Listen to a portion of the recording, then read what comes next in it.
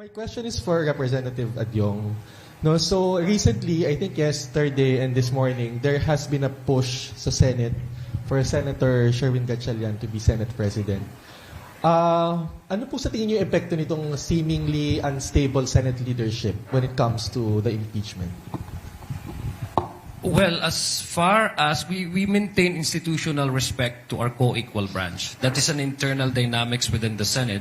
And I think in terms of the decision, collective decision, whether the senators will be changing the leadership, that is entirely up to the decision of the individual senators. Ang sa amin lang sa House Prosecution Team, being the spokesperson, we try to avoid or refrain from commenting anything that actually intervene into the internal dynamics of the Senate.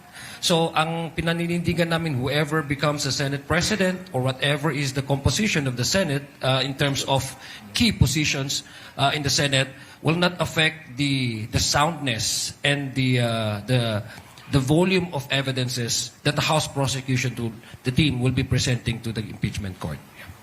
And, sir, nung House impeachment proceedings, marami na tayo na-uncover, no? We have ABLAC statements, lumabas, Madriaga, lumabas. Ang dami na natin bagong informasyon na nakuha from the House level.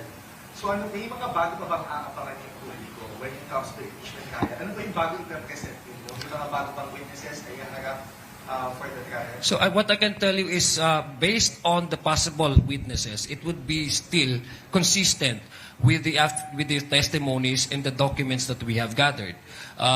In the pre-trial, I believe, setting down the grand rules for the impeachment court to proceed.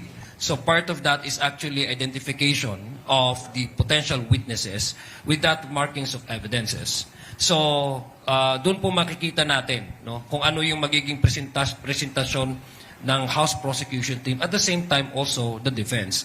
So in-anticipate natin that all evidences will be released and probably will be discussed in the pre-trial.